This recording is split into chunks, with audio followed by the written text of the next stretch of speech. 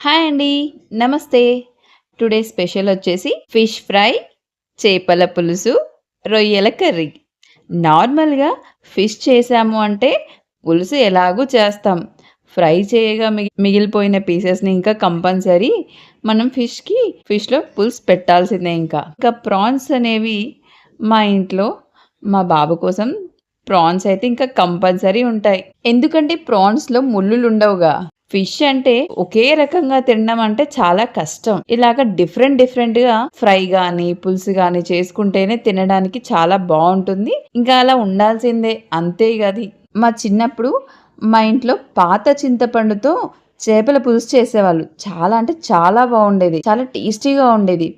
అసలు ఈ చేపల పులుసు నెక్స్ట్ డేకి ఇంకా చాలా బావుంటుంది. ఇంకా ఈ ఫిష్ ఫ్రై, ప్రాన్స్ ఒక్క పూటలో ఖతం కావాల్సిందే ఇంగ. Please subscribe.